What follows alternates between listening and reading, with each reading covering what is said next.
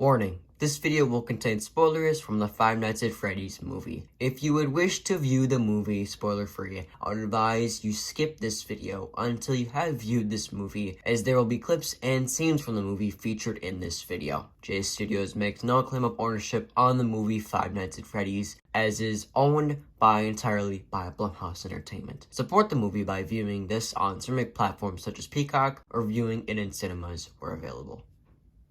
So I have recently viewed the Five Nights at Freddy's movie, and my opinions will be shared in this video. There will be 3 separate parts to this video. Part 1 will be covering why people loved or will love the movie. Part 2 will be covering why people disliked or will dislike the movie. And the final segment will be covering my own personal thoughts and giving a final rating out of 10. But without further ado, let's get into segment number 1. What was lovable about this movie? Well, for starters, we've got Matthew Lillard, aka the first Scream Killer, casted as William Afton, or his early movie persona Steve Raglan, who comes off as an awesome character, playing as if he has little to no idea what a Freddy Fazbear is. Next up is Officer Vanessa, played by Elizabeth Lale, who does a great job stepping into the character and being the one to not reveal anything until the end, which we'll get into later.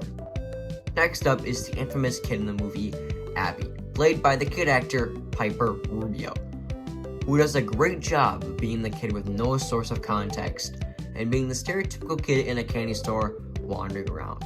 But the part with her in Freddy's will be in part 2. Mary Masterson plays the fantastic evil aunt, the one Blumhouse wants us to hate, and it succeeds super well, and is also kind of satisfying to see her killed, even though it is off screen. Then there's Kat Sterling, who in my opinion has the most gruesome death in the whole movie, being bit in complete half fully on screen, by the way, which is amazing for a PG-13 movie. Then there's Kat's friends that are just the expendables of the movie, being killed within the first 45 minutes of the movie by the hands of Bonnie, Foxy, Freddy, and of course, Carl the Flippin' Cupcake, which has one of, if not the highest body counts within the whole movie. And finally, Mike Schmidt, played by Josh Hutcherson, who does a great job by playing the relatable, poor young adult trying to find a job, and eventually, as a last resort, joining the Fazbear team. And his delivery is amazing. He is nervous, but yet plays as being the strangely confused, and occasionally busts out a corny yet laughable joke here and there. The backstory of Mike is replayed over and over again, and the truth not coming out until the very end, even though we know who and what's going on by the 30-minute mark. Basically, Mike's brother goes missing after he loses sight of him, until he eventually sees him again, being taken away and driven away by a black hooded figure. And he tries to relive the dream every night, and strangely becomes more stronger when he arrives to Freddy's, eventually figuring out when the man, the myth, Spring Bonnie comes out from the darkness, revealing he was the one who kidnapped and murdered his younger brother. Another lovable thing is the relationship between Mike and Abby. It is Hollywood classic. The older brother and younger sister surviving together to eventually come out on top. The bond is truly unbreakable. It's even more fun to watch Abby basically control the animatronics to fend and kill William. Speaking of the animatronics, let's talk about them. They look great. Freddy looks menacing and big. Bonnie looks amazing, but also most of the time confused. Chica, which oddly gets more action than Bonnie, is truly menacing, and her sidekick Carl does most of the killing. Foxy, which in my opinion doesn't look like his game model, but I love when we see him run, and he also gets the first kill. Finally, there's Golden Freddy. Seeing him appear and guide Cassidy back to Freddy's is sinister and terrifying, because we know, although she doesn't. Next, let's talk about the cameos by Matt Pat and Corey Kenshin. First, Matt Pat, He appears at the diner for the first and only time, saying his iconic line, It's just a theory. I yelled when I saw him. Fantastic, Matt Pat. You did great. Then there's Corey, the taxi driver. He appears when Golan, Freddy, and Cassidy get into the taxi, and then at the end credits scene, being the funny and confused innocent man. I love it. To finish off this segment, people will love all the characters and their beloved scenes, and the iconic introducing the animatronics, and especially this award-winning music. Fantastic, Newton Brothers. They deserve an award in the iconic Music Hall of Fame. Anyways, let's move on to segment part 2. Now to the possible controversial part. What the people would or will dislike. Well, there is surprisingly a lot. And I believe a lot of it is how this movie connects with the game. For starters, we believed William and Mike to be father and son. But here, they're not related at all. Secondly is the overuse of the cupcake and its fight scenes. It just gets too much, almost not funny. Like, come on, that cupcake kills William? Seriously, Blumhouse? It was scary yet funny seeing the cupcake kill the first guy, but towards the end, it just gets milked. Then there's the most odd character to be added to this movie. Yeah, why is he here?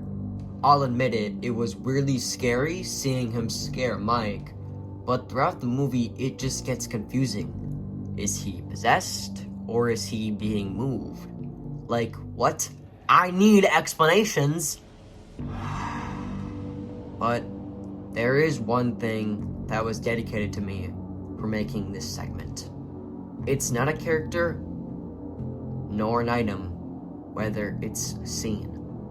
But instead of me explaining it, I will just show you the scene.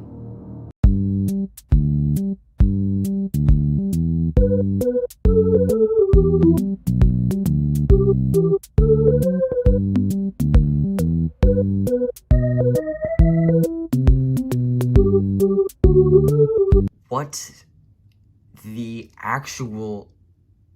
What? So you may think I am gonna say this scene was absolutely painful to watch, and seeing a movie based on killer animatronics. Although, there was a reason for this scene. The reason was to lure Abby to make it seem like they are kid-friendly, but eventually kill her. It's the Afton classic, luring. And that also leads me to another reason why people may dislike the movie. Why do pictures control the animatronics? Like what? I mean, I guess it's a way for Abby to fight back, and drawings are another story part of this movie, but William controlling animatronics by a drawing is honestly just absurd. To end off the second segment, I have to mention the final fight. Now yes, William in the Spring Bonnie suit look amazing, but I would love to see William fight back against the animatronics, not a death from the cupcake animatronic. Although the ending does leave us on a cliffhanger, so it's not totally bad. Overall, I think this movie took the security breach route, by adding some kid-friendly moments, but not shining away from the scares we all know and love. To end off this video, I have to give my honest thoughts and give an honest review, and a final rating. Now, let's make up a story. If I were to tell somebody who knows what horror and seen many horror movies, but no idea on anything about FNAF or even what a Freddy Fazbear is, I would go and say to them to go into this movie and act like you are about to watch a blank of a Chucky movie, like Bride of Chucky, Cult of Chucky, or Curse of Chucky, but not Seed. This movie's way better than Seed of Chucky, because those movies include horror, comedy, and some WTF moments. I have said it many times, and I will say it again. I believe this movie is to be enjoyed by fans or people who just know the franchise, because seeing a killer cupcake or a bear, bunny, and chicken jamming out on stage will make you confused and think you walked into the wrong movie. So do not go into the movie with high expectations, and you will be pleased.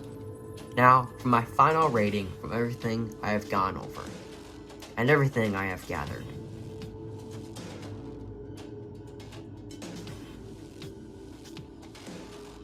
My personal opinion on this movie out of 10 is a solid decimal number 8.5 out of 10. The things dragging it from being a 10 are the cupcake scenes, the lack of William Afton, and of course, the infamous fort scene. I do appreciate you guys for watching this video. This took me a couple days to make, so a simple like or a positive comment means a lot to me. Again, the final segment was all my opinion, and as always, I will see you in the next video. Thank you for watching.